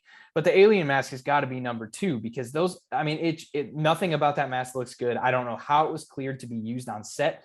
I think it's completely inexcusable, because nobody who knows anything about that franchise should have looked at that and said that should go on screen. And I know a lot of people say that about Halloween 5, a movie that I love and a mask that I love, but at least it looks like it could be a Michael Myers mask. This just looks like you put a wig on an alien mask. That's what Marshmallow Man. Yes, exactly. So I don't get how that was cleared. I think it's completely egregious. And normally I would say like a mask is such a trivial thing to have a problem with in a movie, but with a character as important, like that's what makes Michael Myers in the original franchise is he has that trademark mask. And I get if you don't like the take on it, but this doesn't even feel like a take on it. It just feels like they took a whole They made it up. made one. So I agree with the general audience here and saying this is a big problem when you're watching the movie. It takes away from the experience. And maybe it wouldn't have been as bad if they didn't use 4 or 5 different masks throughout the production, but they did. So we got a glimpse of something that could have been better, and it just didn't pan out. So I agree. I kind of liked what the comparison Gabe made between, seeing the eyes in this one versus Rob Zombie's Halloween. Because now, like I was thinking about it, I'm like, oh yeah, you do actually see Tyler Mane's eyes a lot, but I feel like it's not as striking. Like, I feel like in that sense, it kind of comes back to how, again, they talk about the devil's eyes, the blackest eyes. And Michael is definitely a little bit more humanized, I feel like, in Rob Zombie's first Halloween for sure. So I feel like you're kind of seeing that little boy in the eyes of the Rob Zombie mask. Plus it's like dirty. It kind of matches. And this one is just like a blank white mask with massive eye holes. And he kind of looks kind of shocked the whole time that he's there. Like he doesn't realize he's Michael Myers. Yes, So is the presence. It goes back to the presence of Chris Durand. He doesn't have that Michael Myers. He doesn't play enough into the Michael Myers part of things. And Yeah. I want to say that I think the worst that Michael Myers has ever looked, like the worst shot of Michael Myers, has been when Laurie needs him in the Nards, and He looks he shocked. does he does that, you know, his eyes open wide. He's like, "Bitch, are you for real?" And it's Yeah. just like, it's that moment that crystallizes all of these complaints. Like, he looks human in the worst way. You know, these are not the blackest Yeah. eyes that Dr. Loomis was talking about, you know. gosh. And don't get me wrong, I do think it works with what you guys talked about in the end. I kind of appreciate that you can see his eyes in that scene, because when he's reaching out, that's supposed to be a moment that kind of humanizes the character. And I think in that scene, and that scene alone, it works for what they're trying to go for. And you want to see his expression without taking the mask off. But yeah, and it sucks to see that you know, the definitely not expressionless mask that they used in Resurrection is better than any of the ones used in this film for me, because like he clearly has an expression on the mask in Resurrection, which he's not supposed to have. I mean, that fucker looks mean, but at least he looks mean. You know what I mean? Like if you're not going to be emotionless, make the guy look kind of scary. And he's not super scary in Resurrection, but at least it feels like they gave it an attempt. And this one, it just felt like it in a weird way, though, it feels like that main mask they use fits what they're going for. It fits the clean cut Halloween sequel that we got. Yeah, that's a problem, but we've been harping on this for a while. And we've definitely beat up on it. And there's something else that we've been alluding to throughout the entire run of this. And I want to just bring it up. This really is not the traditional Halloween film. And we have to bring it up in this section as something that people really, really, really hate about it. And it's for the people that give it a low rating, this is usually at the top of their list of the complaints next to the mask. So Victoria, I know you've talked about it not being, I guess, as big of an issue for you, but I guess, would you say it's sort of a valid argument from the audience?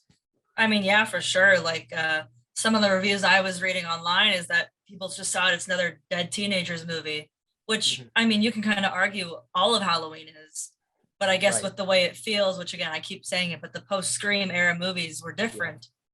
Like you could take these movies, like these characters, and put them in a Scream movie and it would be the same movie pretty much. Like they're probably just, you know, you did this to my favorite franchise. Why? Like it didn't have to be that way. It could have felt different, but yeah, I feel like it just doesn't feel the same. Mr. Tice. Oh man, I mean, I really do not want to sound like a broken record. I think I've gone through with a fine-tooth comb all the ways that this fails to capture, and it's different, right? So people say this about the Rob Zombie ones, that fails to capture the original Halloween. No, Rob Zombie didn't care. You know, he did not care about it. Well, and it wasn't meant to continue the franchise either. And exactly. But that has to be a key thing that people take into account when they watch this, is that this is supposed to be sequential from Halloween 1 and 2 and then this film. So it's harder to make that separation. It's one of those movies that it's like, I'm the true sequel. I'm the sequel that everybody deserves. You know, they're going back and making Halloween 3 with this. Right. And, you know, we have Halloween 2018. I think that's a really bad attitude. I think that's a really arrogant attitude, one that's likely to backfire. Because even when Halloween 2018 was like the most popular thing in the world for horror fans, you still had people that were saying, yeah, but why did we have to literally throw out everything that came between this and the original? And now, again, people like those sequels a lot more in retrospect, which makes the audacity of these kind of later legacy sequels stand out more, because it's definitely like trying to throw the other sequels under the bus. And I'm sure that, you know, Jamie Lee Curtis and all these people behind the scenes have their opinions, but I'm saying from the fans' perspective, you know, asking fans to pick a side, like in a divorce, you know, that's a good point. It's all your fault. Just make your own spin on it, make your own vision, continue it in a way that honors the original, but don't poise yourself as being the true sequel. because those people that made all of those previous Halloween movies, they weren't assholes. They had their hearts in the right place. Rick Rosenthal was really trying with both Halloween 2 and Resurrection, and I don't even like those movies, but I respect the effort that he put in. That's a good point. Yeah, and that's one of the things that sort of breaks my heart about this movie, and I guess about how they talk about this movie. And it's like, on one hand, it's so important and pivotal to the franchise, but on the other, it doesn't feel like it belongs in the franchise. And so you have this sort of conflicting opinion, and it really is. And I think it's perfect that you said that, because I've never thought about it that way, but it really is sort of like, we're all the kids of the Halloween franchise that are caught up in the divorce. I hate to bring that back, but it really is sort of what's happening. I mean, and it's hard to pick too. I mean, look, H20 has its group of fans, and it's got a lot of things that it does right, but it also doesn't feel like a Halloween film. And then you go to Halloween 2018, where it's got a lot of those things, and it's a good way to modernize the story. But is it the continuation that fans really wanted? And is it giving justice to these characters that they brought back? Does it mean anything? And it sucks to see that the franchise is sort of in that state. I think it kind of cheapens it. And we're not talking about Halloween 2018 or kills or ends or whatever, but this movie kind of started the trend in the franchise of just saying, okay, the last one wasn't good, so instead of remaking it, we're just gonna redo it. And we're gonna say that we're the true sequel, and that's what H20 did first. And then later on, Halloween 2018 followed suit. And I don't know that Halloween 2018 would have happened without this one. So yeah, No. It's definitely not Halloween enough. It needs some more Halloween things about it. But it also, I don't fully agree with the criticism of people using that as a point to fully hate the movie, because it does a good job of separating itself. That's what it was trying to do. So in a way, it accomplished its mission. But it does sort of feel like it's maliciously going after the style of the Halloween films and saying, okay, we're not going to do that. We're going to do our own thing. And yes, it worked, but at what cost, And so I guess that's what I'll have to say about that. And we did touch about on the fake out scares earlier, but one of the things that we've sort of been discussing throughout the film about how we feel about it, not so much how the audience feels, is the characters. Generally in negative reviews of this, I saw a lot of people say everyone not named Jamie Lee Curtis was terrible, both as actors and as characters, whether they thought they were boring characters, bad actors. This was something I saw commonly amongst reviews, and I'm going to throw this to you first, Victoria. Is this a criticism that you think is valid? And if not, do you have some performances besides the ones we discussed that you wanted to kind of highlight at all? I mean, I feel like any criticism could probably be valid for whoever. Like, people cannot like them, I guess, if they want to. I don't think they're that bad actors, especially, some of the other performances in the other franchises that no one really talks about. Like, I mean, I know everyone does talk about the cops in Halloween 5. That's fucking bad.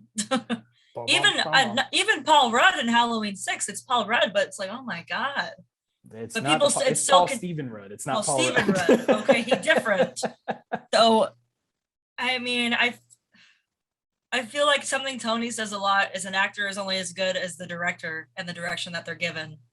So, I mean, I feel like even if people didn't like the actors in this movie outside of Jamie Lee Curtis, I feel like they were doing the best with the vision and the atmosphere. And they must have felt the pressure from, again, I'm going to keep saying it, the post-Scream era. That was a movie that was so successful for Dimension that they just wanted to keep pumping it out, that they must have felt some sort of pressure to be just as good, if not better, in their eyes as Scream, because it's like their new successor, their new baby.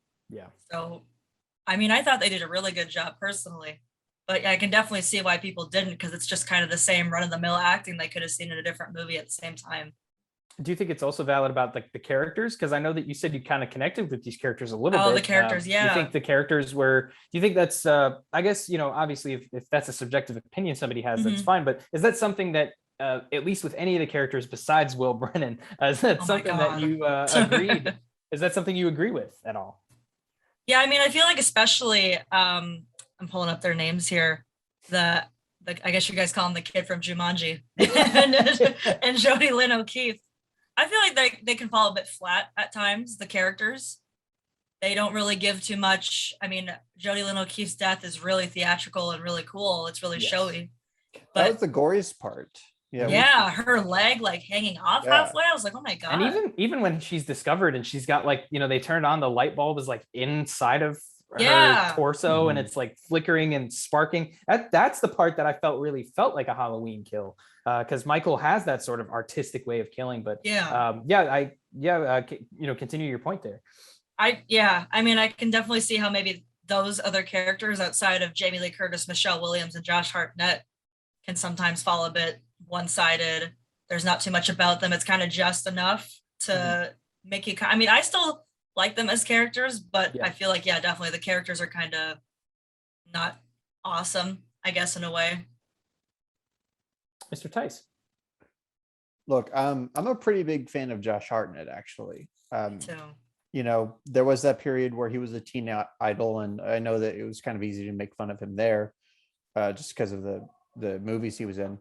But man, I think he grew into a really great actor. I think anybody who hasn't seen Penny Dreadful is, do yourself a favor and check it out. And I think that's a perfect example of his style and what makes him such a compelling presence on screen.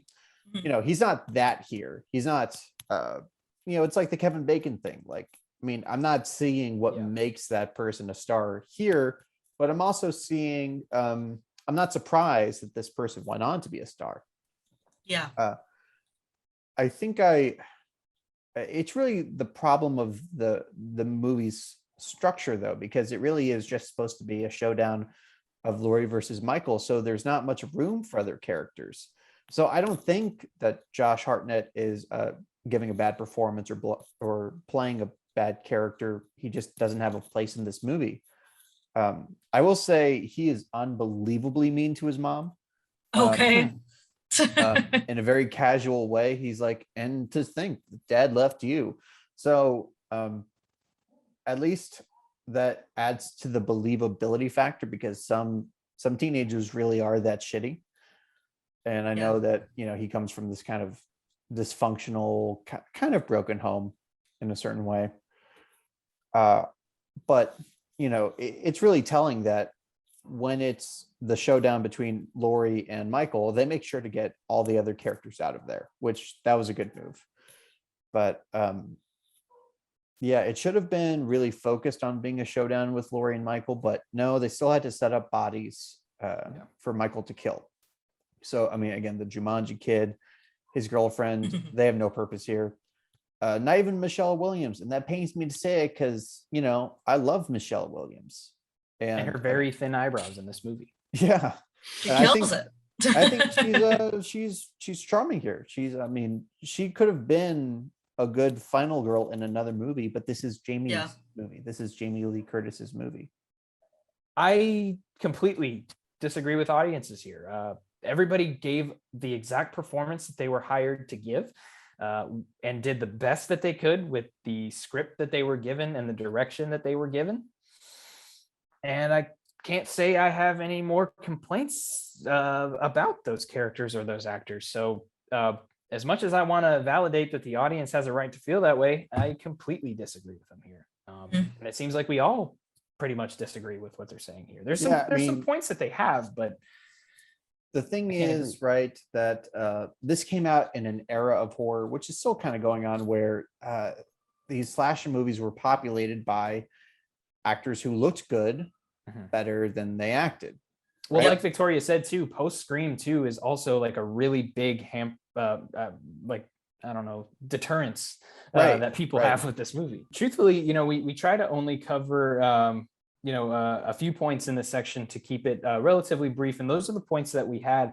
But before we would move on to our final verdicts here, and we can all sort of say where this movie lands for us. Victoria, did you have anything else that you saw in reviews that you wanted to bring up? I did have one where a lot of people were saying there wasn't enough Michael and Laurie until the end, which I feel like Halloween 2018 now does that too, if we're going to compare two movies that are similar. But I can see that. I feel like there's a lot of just kind of seeing him in her visions, or Mhm. she thinks he's there, but they really don't come face to face until when she sees him in the face of the door. And that's a really cool scene when she sees him again. But it's like, wow, the movie's almost over. Like, Yeah. it took a while to get there. So I can also see that, because if you hear Laurie Strode or Jamie Lee Curtis is coming back, you're kind of hoping to see them together a little bit more. But I mean, the scenes where they are together are probably some of the best parts of the movie. So I get it, but also, I don't know, I like it. It feels like it doesn't feel like they shorted us per se, but I do feel Yeah. like it's, especially, and it may be some hindsight now that Halloween 2018 has come out, where there's a little bit more to there's a little bit more to unpack there. There's a little bit more that you can chew on and say, okay, like this feels like a true confrontation in this one. And I honestly think it has something to do with how clean cut the movie is as a whole. Yeah.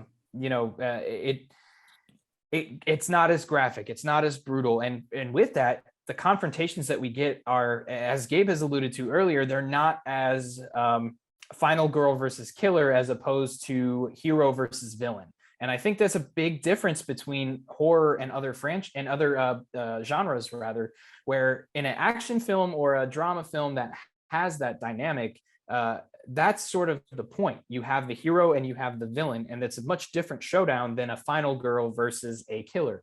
And it felt too much like it was trying to be a hero versus villain. And to people who don't really watch a lot of horror, that might sound weird to say, because generally that's still the case. The final girl's still the hero, but the way those showdowns are generally paced and the way that they're done and the things you bring into them, like the scares or like the hiding, and this doesn't have that. And Gabe is that's an interesting point, Victoria, that you brought up, because I read that in reviews, but Gabe, is that something that you have a problem with too? Do you think it's too short? Do you really like everything they did?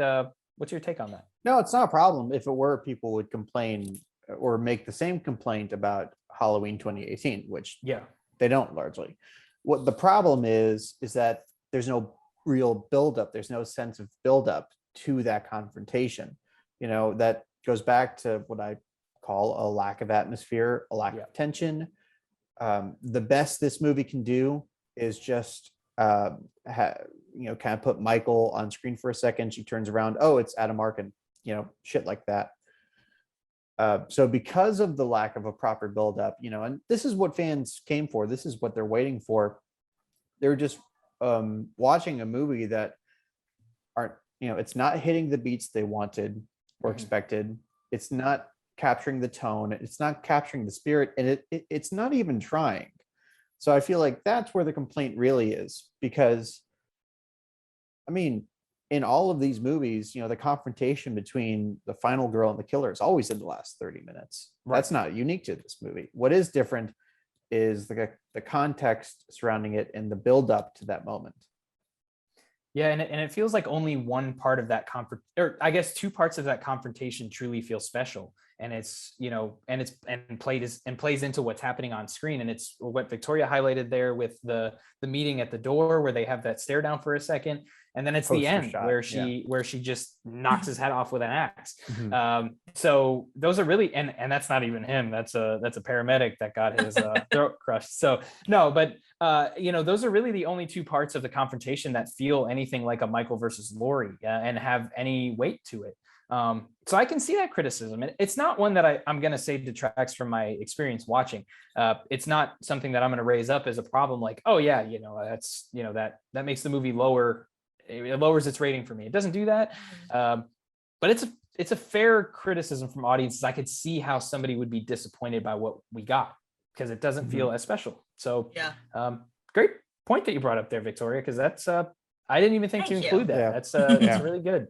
And that was a good talking point. And with that, does anybody else have anything they wanted to highlight in this section before we give our final verdicts?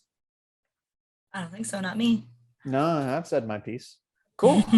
So truthfully, if anybody's coming over for the first time, finding the show for the first time, or of course coming over from our friends over at Flopbuster, we when we talk about these movies, we kind of have a little bit of like a 4-point scale here. So we either have it is that bad, it's not that bad, it's actually good, or it's actually great. And this is one of those movies that I feel like can fall anywhere on the spectrum for us.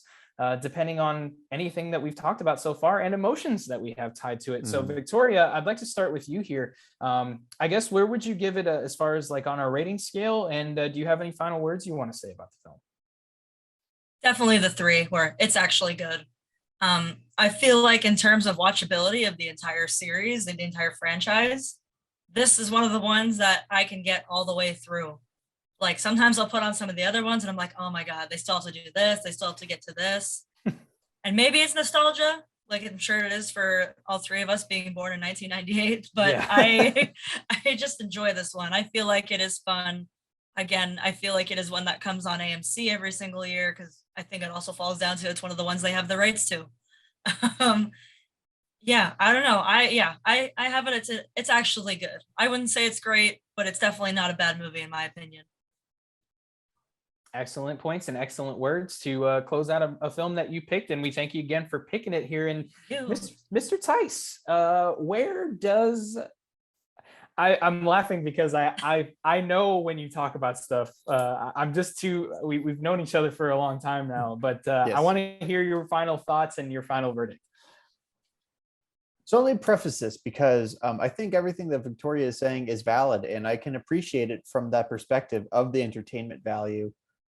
And I go back to what I said, that I wish I could have seen this when it came out. I wish I could have seen it in a theater with an audience. This is trying to be like the Avengers Endgame of horror.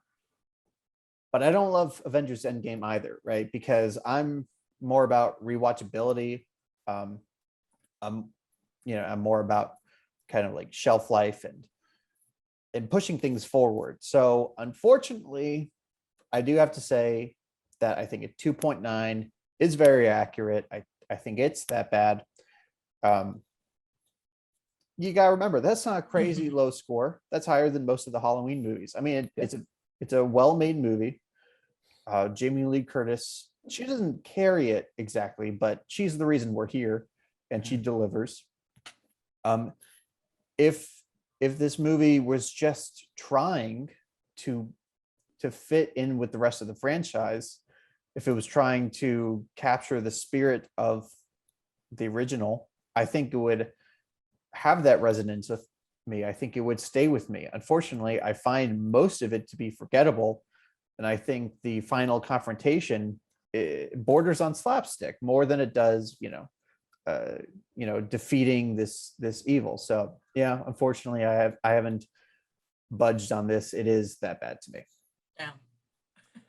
Okay, so I guess, God, I didn't realize there'd be so much pressure on me for which side I should fall on here, but this is going to be a little different this time when I say my final verdict. Normally, I reference my notes a little bit as I say my last bit, and that's just what I do. But normally, most of it's coming from a place where I don't have prepared remarks, but this time I have some prepared remarks that I'm going to be reading directly off of here, and there's a reason for that. And we heard one of the reviews earlier from Letterboxd mention Creed.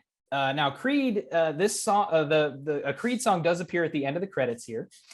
And that song is What's This Life For by Creed, at the time, very popular song. So I want all the Creed fans at home to get a piece of paper and a pen ready. And I want you to just tally this up for me. Get your Creed counters ready, because I got some prepared remarks here, and there's a little surprise for all you Creed fans out there. Me not included in that, but I got your back. So going into this viewing of H20, it sat at the bottom of my list, only beating out Halloween Resurrection. I had given the film below a 2.9, and I hated nearly everything about the film. So did anything change this time around? Well, I'll break that down. Are you ready? Okay. I think this film has a lot of problems, and despite thinking that turning it on this time would be like putting myself in my own prison, I feel I've overcome a lot of the issues I had during the previous watches. Time has been kind to this film for me, and instead of putting it in a deep, dark place away in silence forever as I hail its sins as unforgiven, I saw the signs that maybe I'm the one that needed to change. I fought the good fight, but I've come full circle. I was torn. This film, once gasping for one last breath with me as a whole, has been taken higher upon this viewing. I think I'm ready to welcome H20 with arms wide open. I hope you all recognize my sacrifice, what it took to say, what if I looked at this differently? Because, hey, what's this life for if we don't realize our faults and evolve? So Halloween H20 is not that bad, and I'll wear that on my sleeve. There's no illusion here, folks. It's not that bad. For those of you at home, I just referenced 20 Creed songs in that prepared statement, so I hope you found all of them. Wow, it's like this podcast is my own prison. Oh man, but I hope you welcome my opinions with arms wide open. Please, I hope you all right, we gotta do Nickelback for the next episode. Oh God, please don't. You gotta do Spider-Man. Yeah.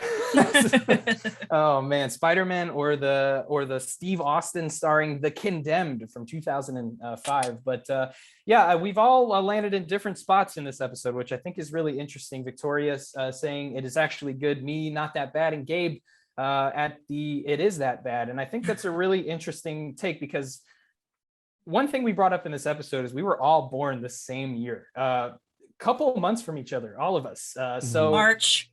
It's really April, March, April as well. So it's really interesting to see that we fall on different sides of this, and we all have different experiences with the movie. I did not grow up watching this. Gabe did not really grow up watching this, and when he did, he didn't really love it. And Victoria, this is a big nostalgia point for you, and nostalgia is such a heavy part of this franchise to begin with. So it's really interesting to see what sides we fall on. And I want to take this moment after giving our final verdicts to, and I think I speak for everybody listening, to thank our guests, Victoria, for coming on today. We welcomed you from Flopbuster, but like I said, you're very talented at effects and makeup as well.